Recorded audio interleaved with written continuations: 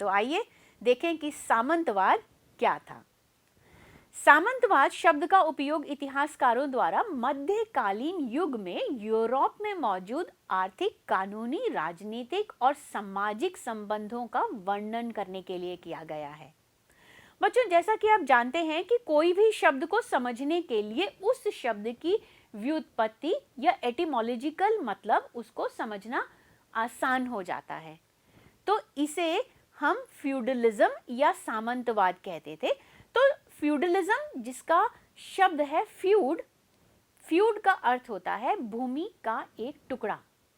यह उस तरह के समाज को संदर्भित करता है जो मध्यकालीन युग फ्रांस में विकसित हुआ और बाद में इंग्लैंड और दक्षिण इटली में भी।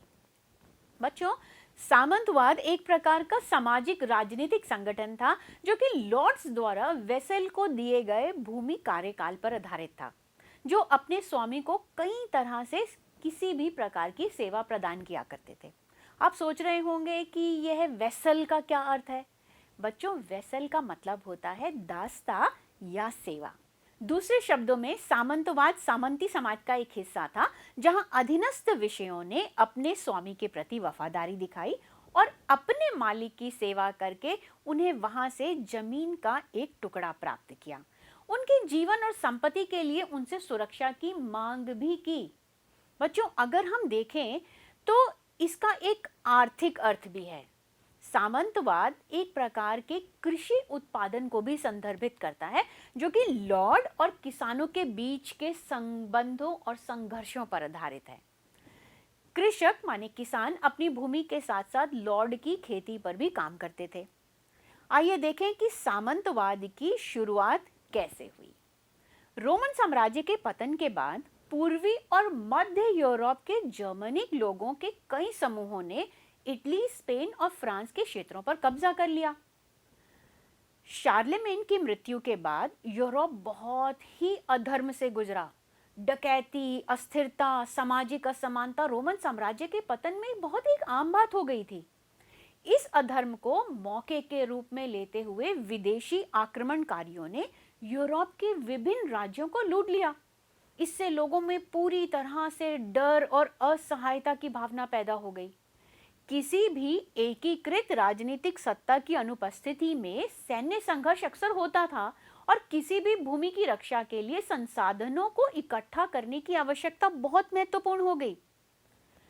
उन्होंने अपने जीवन और संपत्ति की सुरक्षा के लिए कुछ ऐसे लोगों को ढूंढने की कोशिश की जो कि शक्तिशाली थे और जो उन लोगों की मदद कर सकते थे। इसने यूरोप में सामंतवाद को जन्म दिया। सामाजिक संगठन इसलिए भूमि के नियंत्रण पर भी केंद्रित था। चलिए बच्चों, देखते हैं कि सामंतवाद मूल रूप से 3 वर्गों की कहानी किस प्रकार है। सामंती समाज को पारंपरिक रूप से 3 वर्गों में विभाजित किया गया है। शब्द वर्ग बच्चों एक तरह का सामाजिक स्तरीकरण को परिभाषित करता है या दर्शाता है। हम पहले वर्ग की बात करते हैं जिसे हम फर्स्ट स्टेट भी कहते थे। सो यह पहला वर्ग चर्च माने पादरी लोगों का होता था जो कि चर्च में प्रार्थना किया करते थे। दूसरा वर्ग माने दूसरा स्टेट नोबिलिटी का हुआ करता था जिसे हम अभिजात वर्ग कहते हैं जो कि बहुत शूरवीर थे। तीसरा वर्ग जिसे हम थर्ड स्टेट कहते हैं वह किसान का था जो लोगों के लिए भूमि का उत्पादन करते थे जिन्हें फर्स्ट और सेकंड स्टेट के लिए कार्य करना होता था। किसानों को किसी भी प्रकार की शक्ति का अभाव था लेकिन उन्होंने सबसे अधिक काम किया। सामंती समाज की 3 महत्वपूर्ण विशेषताएं थी। कार्यों को कानूनी रूप से परिभाषित किया गया था, पहली ये थी, और प्रत्येक वर्ग का अपना एक स्टेटस होता था। पहले 2 वर्गों की तुलना में पादरी और कुलीन वर्ग मतलब अभिजात वर्ग तीसरे वर्ग से कई तरह से कानूनी अक्षमताओं से पीड़ित तीसरा वर्ग होता था और बाकी के 2 वर्ग बहुत ज़्यादा शक्तिशाली और ताकतवर होते थे। दूसरी विशेषता कि वर्ग श्रम के व्यापक विभाजन का प्रतिनिधित्व करता था। उनके कुछ निश्चित कार्य थे।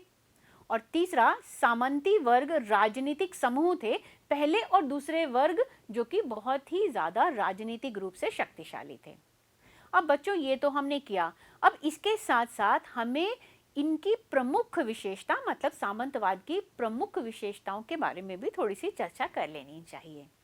सामंतवाद राजनीतिक व्यवस्था थी जिसमें मध्यकालीन समाजों को वर्गों में विभाजित किया गया था।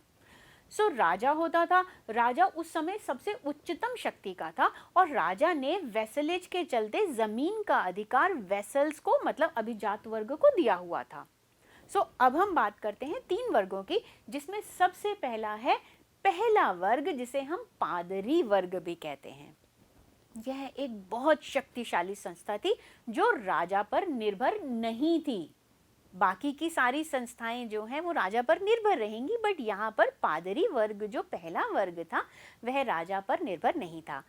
पश्चिम चर्च के प्रमुख जो थे वो थे पोप और वह रोम में रहते थे। फर्स्ट एस्टेट में बहुत सारे पादरी शामिल थे। पारंपरिक रूप से यह उच्च और निचले पादरी में विभाजित थे। कैथोलिक चर्च के अपने कानून थे। यह शासकों द्वारा दी गई भूमि और कर लगा सकते थे। अधिकांश गांवों का अपना एक चर्च होता था जहां लोग हर रविवार को पुजारी द्वारा धर्म का उपदेश सुनने और एक साथ प्रार्थना करने के लिए इकट्ठे होते थे। और बच्चों, पादरी बनने के लिए कुछ नियम भी निर्धारित किए गए थे। हर कोई पुजारी नहीं बन सकता था। सर्फों पर प्रतिबंध, सर्फ मतलब दास लोगों पर प्रतिबंध लगा दिया गया था क्योंकि उन्हें शारीरिक रूप से बाधित माना जाता था। महिलाएं भी पुजारी नहीं बन सकती थी। पादरी बनने वाले पुरुष विवाह नहीं कर सकते थे। अब पोप के बाद थे बिशप। धार्मिक कुलीनता या ईसाई पादरियों के नियुक्त ये सदस्य थे, ऐसे लॉर्ड्स जिनके पास विशाल जमींदारी थी और यह बहुत सारे भूमि का स्वामित्व हासिल किया हुआ था और भव्य महलों में रहते थे। चर्च वर्ष के दौरान अपनी भूमि से जो भी किसानों का उत्पादन होता था उसका 10वां हिस्सा पाने का चर्च हकदार था, जिसे हम टेथ कहते हैं। अमीरों द्वारा अपने कल्याण और मरने के बाद अपने रिश्तेदारों के कल्याण हेतु यहाँ पर दान करना भी इनका आय का एक साधन था। इसीलिए इनको लॉर्ड भी कहा जाता था और लोग इन्हें लॉर्ड कह के पुकारते थे। अब इनके बाद देखते हैं भिक्षु। कस्बों और गांवों में लोगों के बीच रहने वाले पादरियों के विपरीत कुछ गहरे धार्मिक लोगों ने एकांत का जीवन चुना। ये जीवन धार्मिक समुदाय के लिए बिल्कुल स्थायी था। यह अबे यानी मठ में रहते थे। अक्सर मानव आबादी से बहुत दूर रहना पसंद करते थे ये लोग। भिक्षुओं ने अपने जीवन के काफी समय एबे में मतलब मठों में रहकर खेती करना, प्रार्थना करना, अध्ययन करना, श्रम करना और इन सब बातों के साथ वह अपना समय बिताते थे।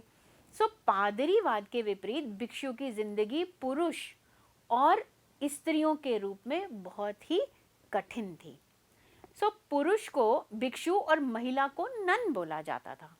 कुछ मामलों को छोड़कर सभी एबी मतलब मठ जो थे वो एकल लिंग समुदाय थे, अर्थात पुरुषों और महिलाओं के लिए अलग अलग मठ थे। पादरियों की तरह भिक्षु और ननों की भी शादी नहीं होती थी और यह लोग कर भी नहीं सकते थे। भिक्षुओं के कुछ समूहों जिन्हें फ्रायर कहा जाता था, जिन्होंने मठों में ना रहने का निश्चय किया और इन्होंने यह बोलते भी कम थे। इन्हें बोलने की आज्ञा भी कभी कभी दी जाती थी।